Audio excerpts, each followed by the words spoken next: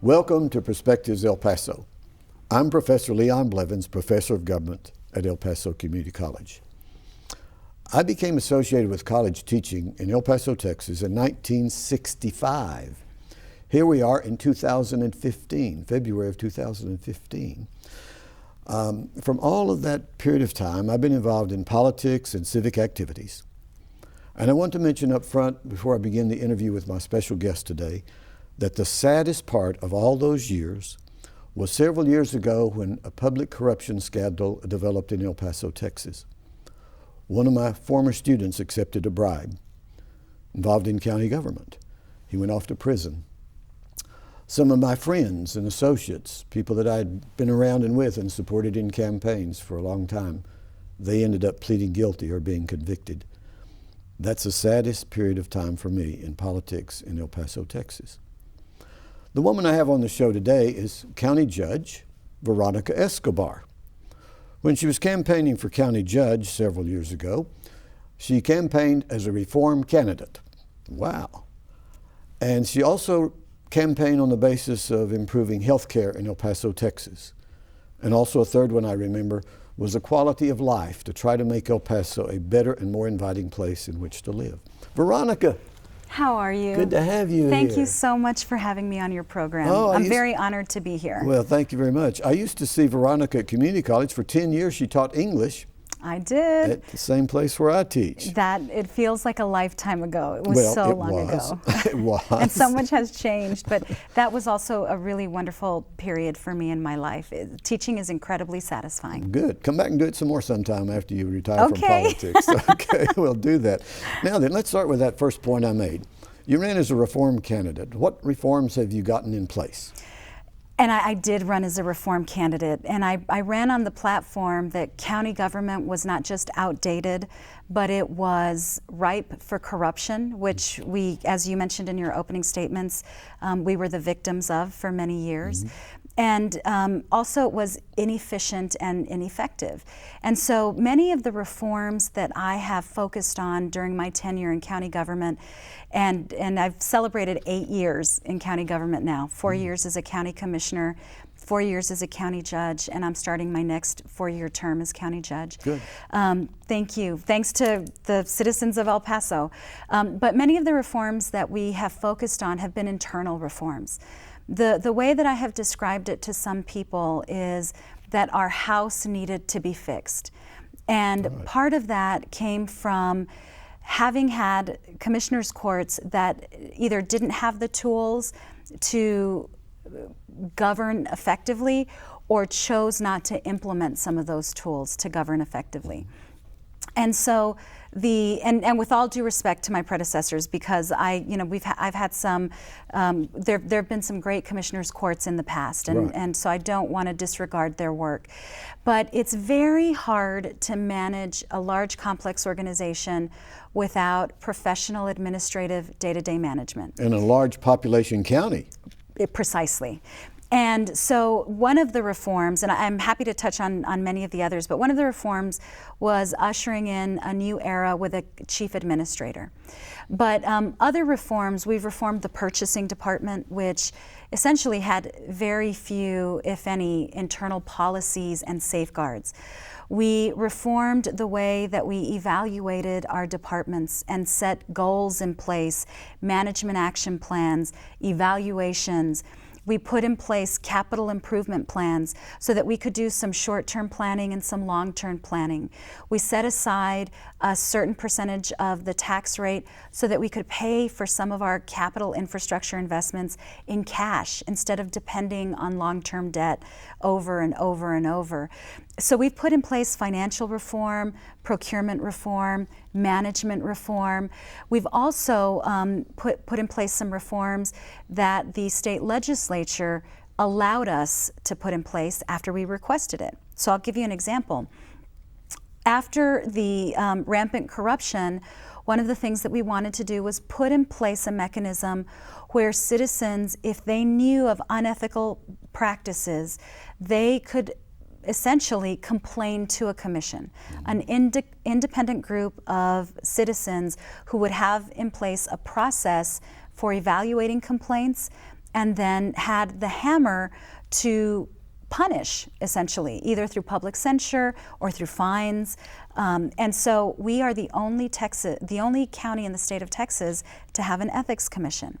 And we impose that on ourselves, not because we feel we're different than any other county, but we did it because we said we want the public to have faith in us, but we also want the public to have a place to go to if they've lost faith in us. Mm-hmm. And we want this to be in place permanently so that it's not a temporary commission, it's not a temporary board, but it's longstanding.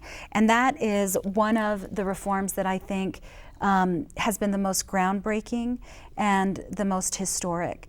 We've also put in place reforms that help us govern other entities that we have some purview over, so that we can have added transparency over their budgeting processes, over their purchasing processes, because that's where the bad stuff sometimes happens, right, is where the money's involved.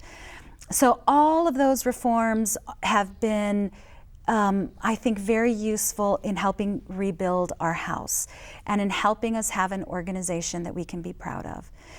But the most recent one is the chief administrator reform. Okay, I know you've gone to Washington, D.C., you go to other places.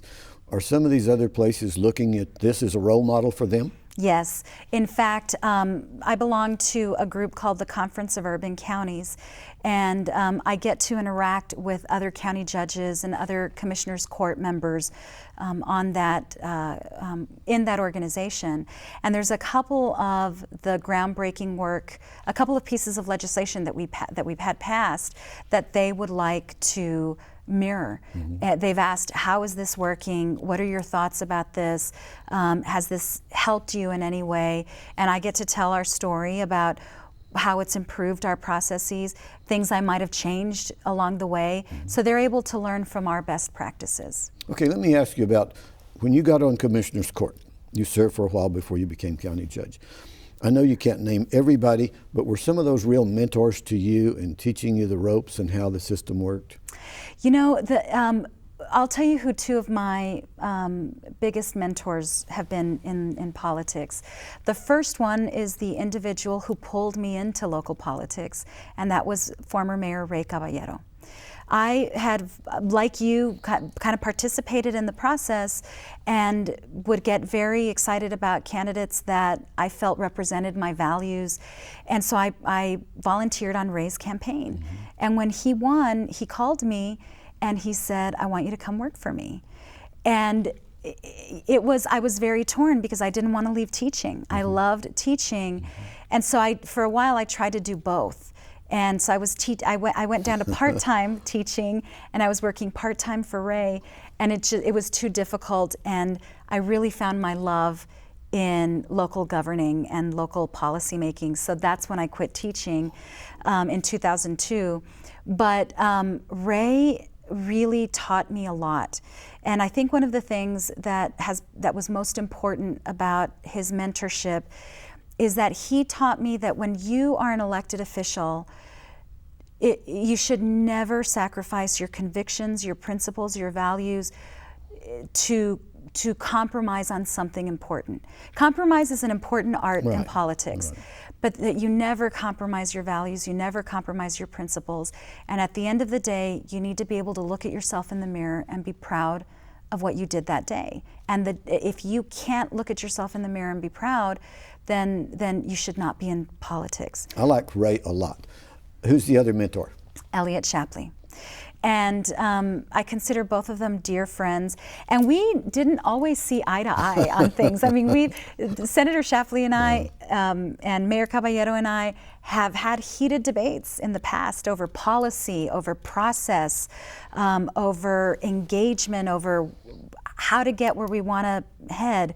And so, you know, while we might have had differences of opinion, we definitely shared our love of the community, our love of the families in this community, and a deep sense of wanting to make El Paso a better place. And so I learned a lot by watching them, by talking with them, by having heated debates with them, and they really have taught me a lot. And really also, I have to tell you, the other political mentor of mine, an unlikely political mentor, has been my mother. When I was little, she would circulate petitions to get things done in the neighborhood. She would run for PTA president so she could improve the school. And so she was my first exposure to a candidate and to the political process. Thank heaven for good mothers. What's her name? Isabel Escobar. Very good. All right. Let's then move to some of these areas also you mentioned when you were running. Healthcare. Yes. That is something I'm very passionate about. And it's not just because it's an important facet of a good community, a strong community, but because we live in one of the most medically underserved communities in the nation. Right. And it's really tragic to hear stories about families who can't be healthy because they don't have health insurance or because they don't have access to health care. And this became almost kind of a personal issue for me last year. My husband became very ill and he had to travel to MD Anderson for treatment. And when we were in Houston, I just remember thinking how incredibly lucky he and I were to have health insurance and to have jobs that provided sick leave, right, and to have a great support system at home that would help take care of my kids, our kids, while we were gone. And many El Pasoans don't have that. And so part of what has been so important to me has been that we have access to quality, affordable health care here in our community. That's why I have been such a strong supporter of University Medical Center and its mission, a strong supporter of its efforts to create community clinics where families can access affordable health care, my strong support for El Paso Children's Hospital, and my strong support for the Medical Center of the Americas. We're only going to attack this problem of being a medically underserved community when we begin to invest in the solution. And so that's my own personal philosophy, and it's a philosophy I've been very transparent about as I've run for office. You know, during my re-election campaign, the clinics, my vote in favor of building 3 clinics through University Medical Center, mm-hmm, was a topic of heated debate. I remember.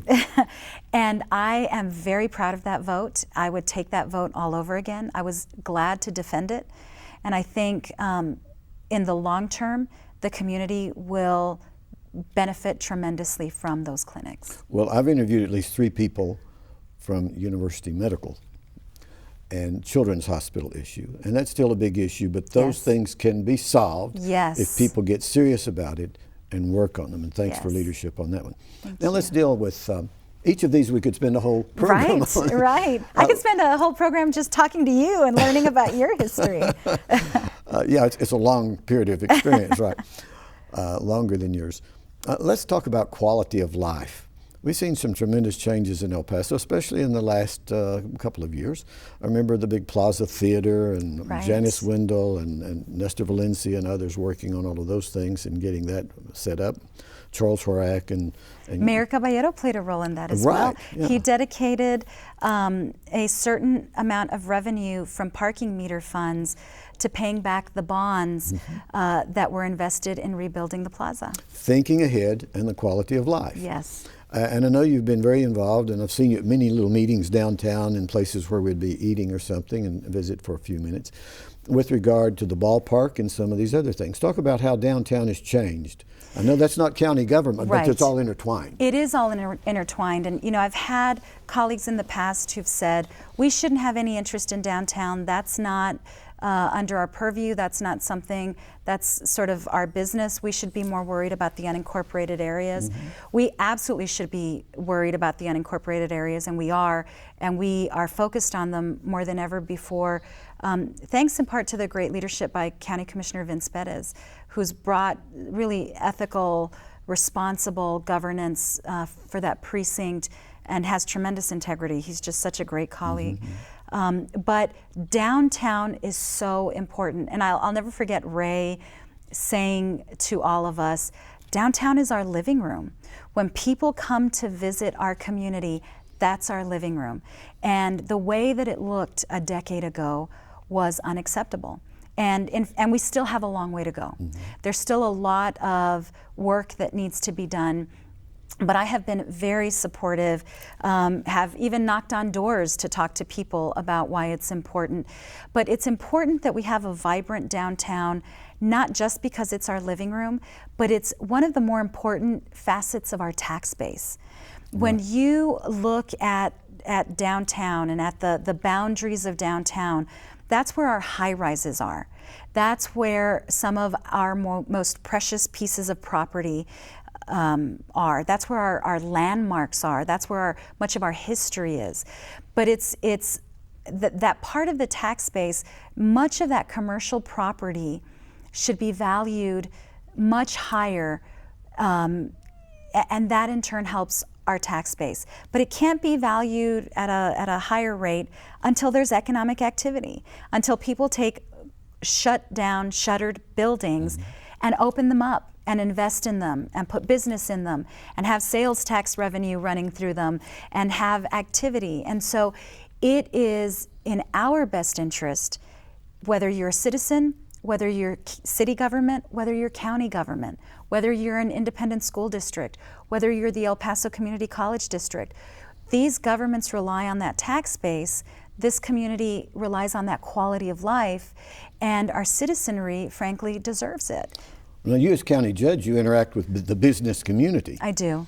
Paul Foster and the Hunt Yes. family and these others in contributing to the redevelopment of downtown. Tell us about some of those experiences.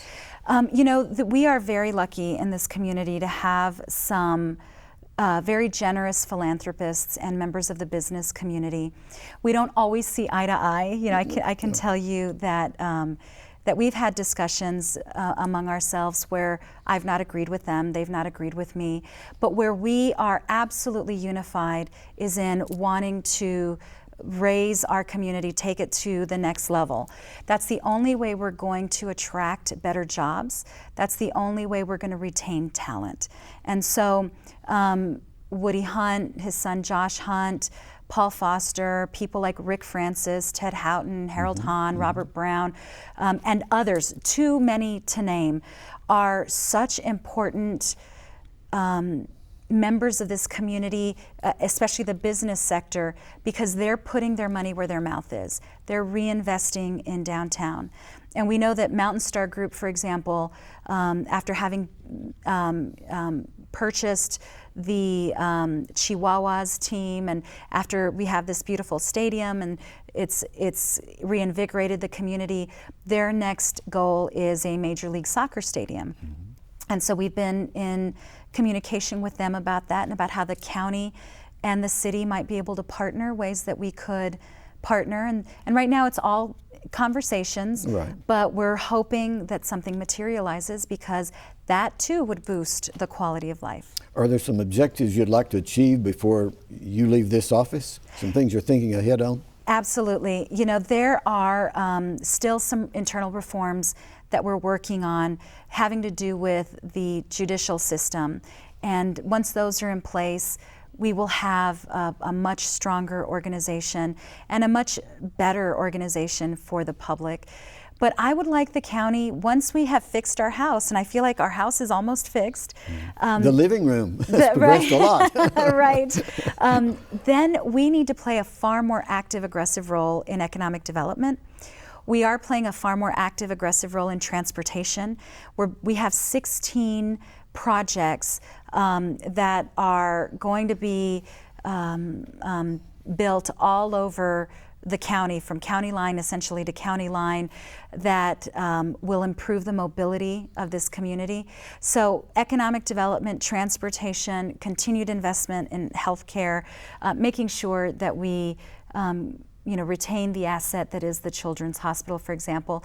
But I want us to do a much better job of recruiting good quality, high-paying jobs.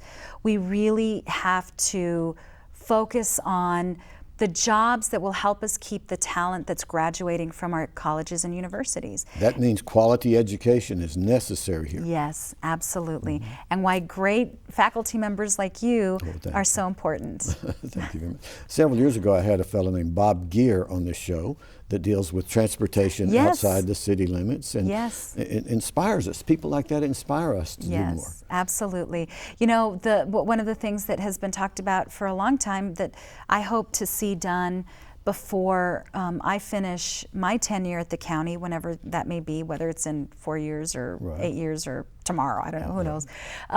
But a regional transportation system as well, a mass transit system, so that mass transit isn't exclusive to those who live in the city limits.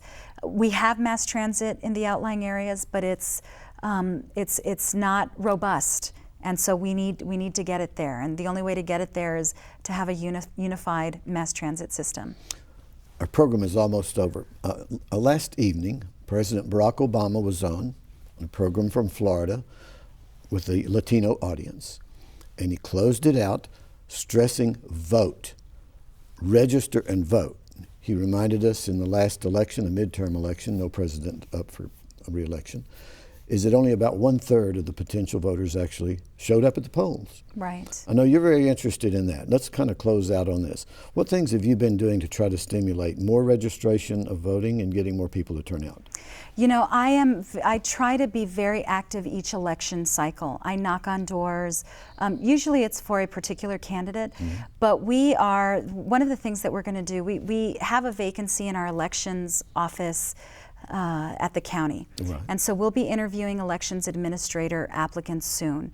One of the major goals that I have as I contemplate who will be hired will be finding someone who will be aggressive about educating the community, about informing everyone about voting. I think we at the county need to invest in more voting locations. But frankly, I try to talk to as many young people as possible and as many groups as possible, whether there's a campaign or not, to tell them they need to vote.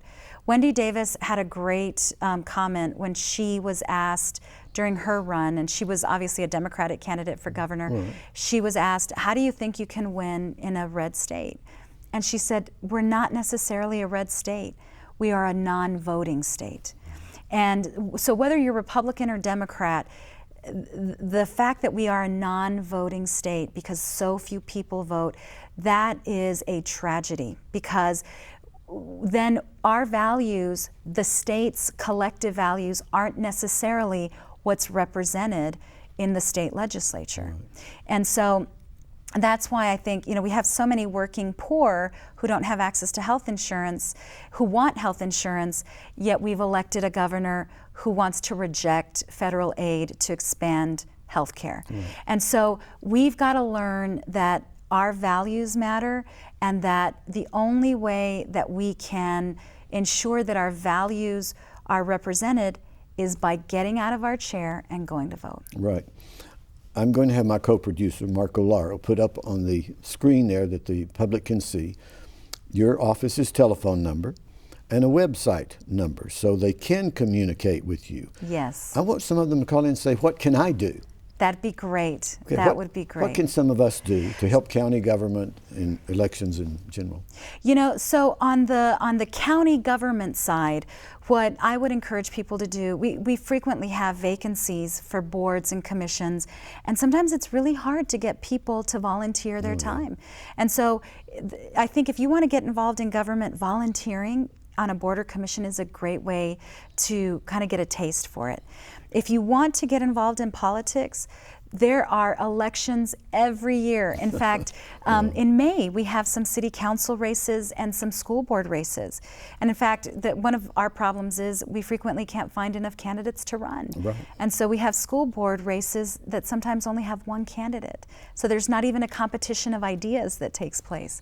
But I would encourage especially young people to volunteer for candidates who inspire them, who represent who they are, and become a part of the political process so that they in turn can help inspire others to get out of their chair to vote, and hopefully we can find future candidates that way. Well, I want you to know that you have inspired some people here in El Paso. Oh, thank you. And I have students. My students are not politically involved, but for those that do pay some attention to politics, some of them look to you as a woman who got elected to head county government. Now, in the past, I did have Alicia Chacon on, who served as a county judge, and some others that have contributed. And some of these young women need to know that it is possible. It is. Even if you have a family. My kids have essentially been raised in politics. Mm-hmm. I first got involved in politics when my kids were little. They were in grade school. My son is now a senior. He'll be graduating in June, and he'll head off to college in August. My daughter's a sophomore. It's possible to do it even when you have children. Mm-hmm. We have a great support system in El Paso. El Paso is like one big family.